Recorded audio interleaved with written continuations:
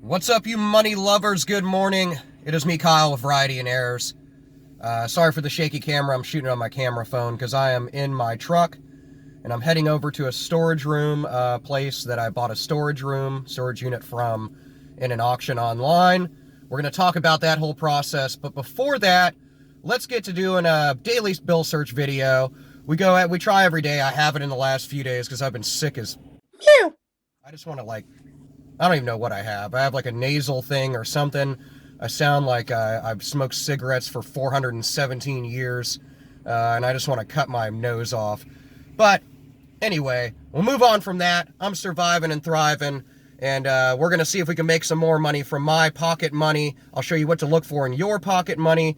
Whether you keep your stuff in a wallet, a purse, a knapsack, in your shoe, your sock, or whatever you keep your money in, most likely you might have something in there that's worth more than face value.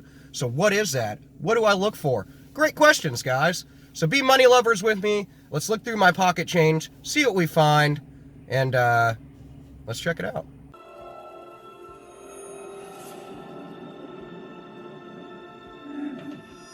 So back on the scene, guys, in the back of the limousine, looking through our green, as we see if we can find anything worth value in our pocket money, or my pocket money, our pocket money. It's our money, whatever.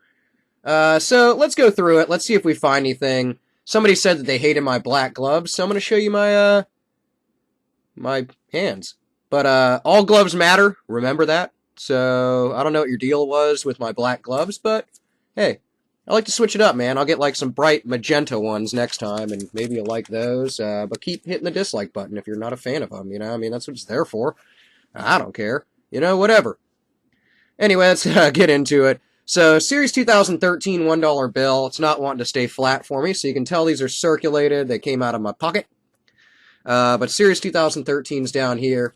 I'm going to go a little bit faster through this. You can check out my older videos if you want to see me be boring and talk really slow and whatnot.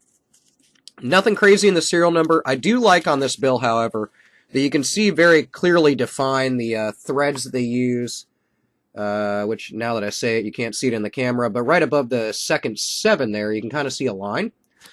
That's because the bills are made in a multi-printing process, but it's interesting to know that the material, the paper, quote-unquote, is actually a mixture of different materials that we use.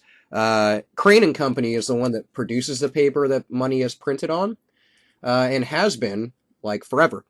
But nothing on the front of the bill, really, that I see. It's a nice, crisp $1 bill, despite the fold in the middle. On the back, what's really cool about bills is when they're handled improperly. Right here, I'll zoom in.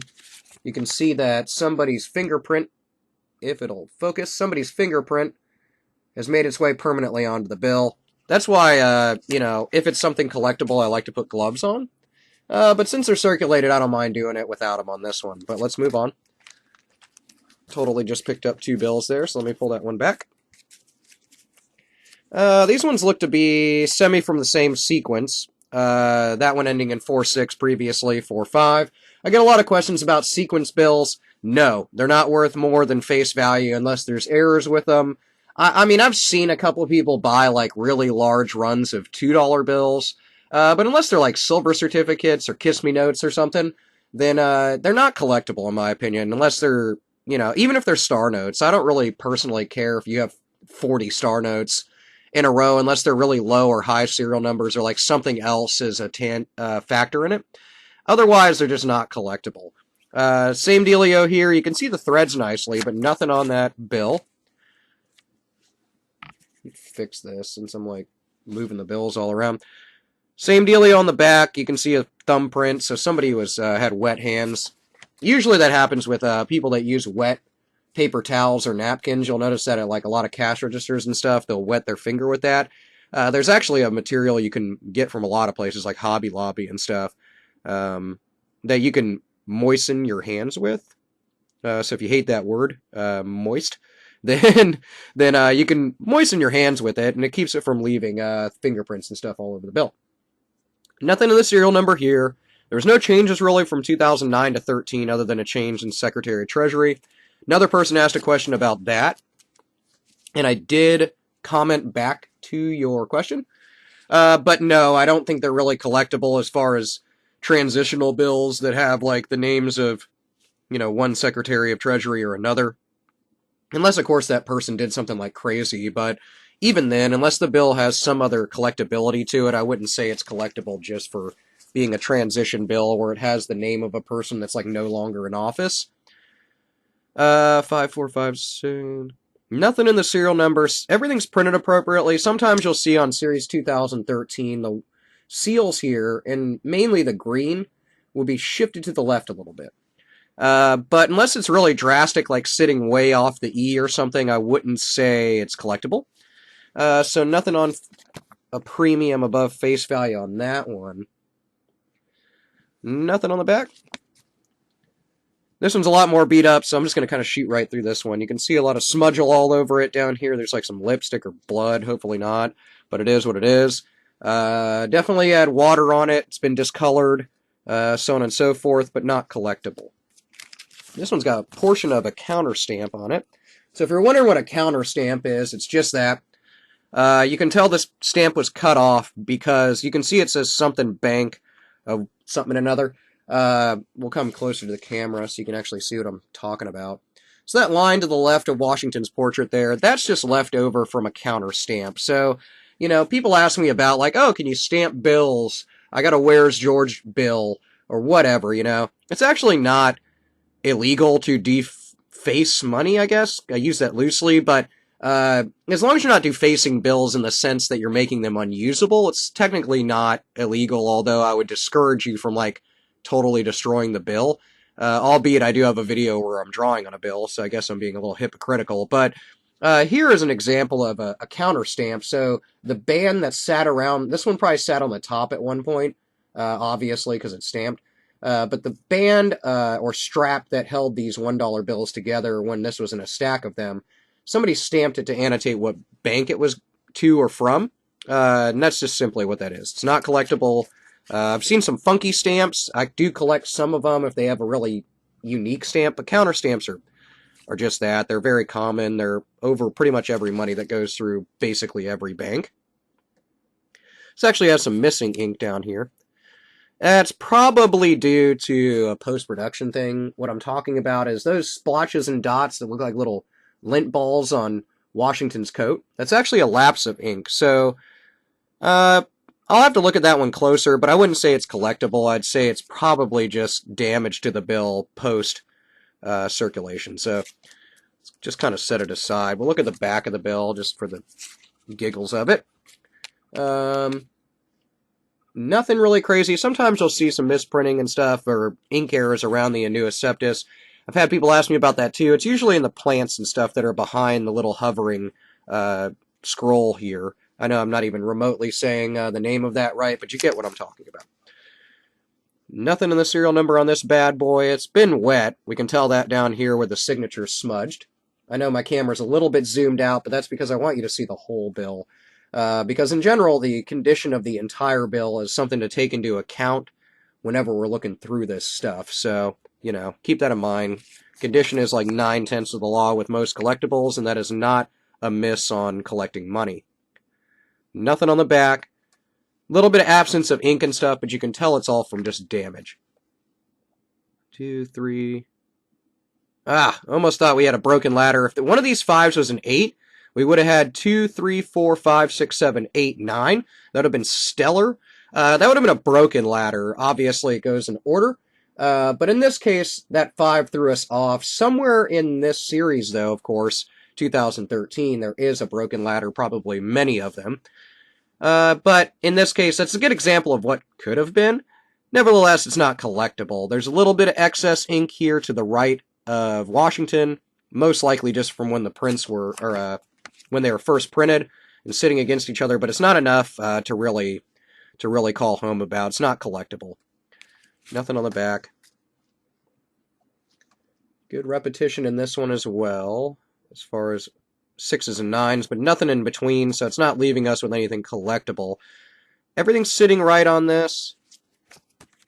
The back looks fine. Nothing there, a little tore up and beat up. Series 2013. You'll notice 2009s and 13s are probably the most common ones now. They kind of, with circulation of anything, course, money, they transition things out as they get older. So 2013 will be what you're going to see most commonly.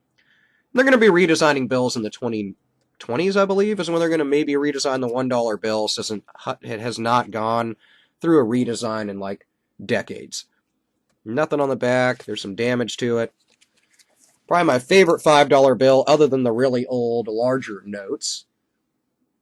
Series 2013 as well. You can see it at like the butt of the eagle. But the crest in the background is definitely a cool addition to the $5 bills, which I believe was 2006 when they were redesigned. I've said 2009 in a couple of videos, but I was wrong with that because I'm dumb. But anyway, but it looks like Lincoln's got a little nose ring or something right here. So he's like edgy in this one. You can't really see it on here, but beat up. Nothing really crazy about that one. Everything's printed appropriately, so it's not really like collectible, although it's a great looking $5 bill. Let's see. Couple threes in there, but nothing collectible. A lot of people ask me about serial numbers with trinary notes. This is not a trinary note, but just to talk about them. Say it was like 3, 4s, and 5s. That would be awesome because they're in order. But aside from that, I think trinaries are more collectible than valuable.